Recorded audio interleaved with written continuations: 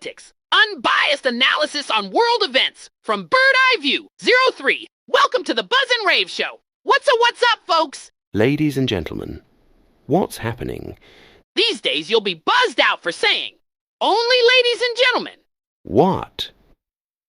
Oh, the cancel culture effects. Never mind. Let's view the world around us synthesizing the BS. Let's try to synthesize the BS. Know it's true and unfortunate news as news of conflicts cannot be ignored. Israel speed up the settlement in West Bank in Palestine. Wow! That's a great example of how to put fuel on fire. I wonder what would it mean to expand any conflict. It means that whole world will be engulfed in war flames so that the Messiah will eventually arrive and communicate back to God that, please wrap it up. The damn planet once and for all. You mean exterminate the heck out of planet and create a new colony for us? I mean for responsible species like us. Yes, right. And Taylor Swift is touring a city in Germany which has taken her name. Okay. And amidst all of this, Ukrainians take every chance they can to fill Kiev and other cities with flowers from the country's vast rural heartland. While right-wing parties gain strength in recent election, British voters incline towards leftist politics called centrist politics these days. But that always happens. Whatever French and Germans inclines to, British voters have to go to opposite direction, isn't it? That's not a sarcasm, though. Chinese president tells SCO members that Cold War mentality is back. And that's coming from a president who is not at all worried about any kind of elections. Among other news, 66.7 million people in the Greater Horn of Africa region are highly food insecure. That report is based off of United Nations and Intergovernmental Authority. And British voters decisively going for the shift. Very strange. The pattern of election outcome in Europe. Underlying reasons are economic slowdown. But how did the economic meltdown happen within a certain timeline? Well, the biggest one is Russia sanctions and supply halt of energy back to EU countries. Okay.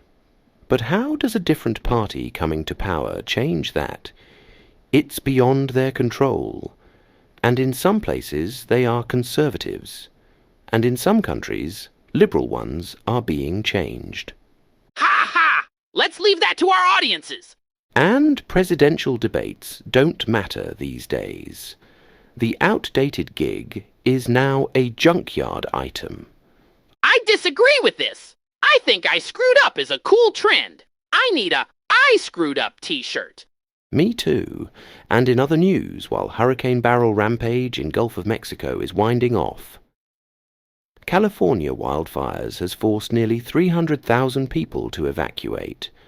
And TASS headlines on SCO leaders' declarations about conflicts in Ukraine and Palestine as world news. While El País headlines, Ukraine response on possible ceasefire, and Estonia's perspective on war, which is at their doorstep. Among other reports, schools in conflict zones being hit as military target increased by 20%. That's terrible. And story on Israeli hostage who spent 129 days with his captors. Nicaragua establishes diplomatic ties with Taliban, and Israeli Orthodox ignores orders to serve in Israeli military. And Al Jazeera breaks news that U.S. Israeli official achieving breakthrough in Israel Hamas deal. According to UNI, Sri Lanka handing over operational control of Chinese-built airport to Russian and Indian consortium of firms, despite U.S. sanctions on the company. Renowned footballers calls far-right win in French elections as catastrophic. So based on these news, it seems there are good chances of Russia-Ukraine and Israel-Palestine conflicts to de-escalate. While temperatures around the planet keep escalating, economic politics would likely escalate. I wonder if electoral politics intensify in upcoming future as well. I don't care about the future. I'll go by this trend. I screw up. Yes, I can. And I'll write a song about it. I guess it applies to any presidential candidate. I don't care who you screwed up, where you screwed up, what you screw, as long as you love me.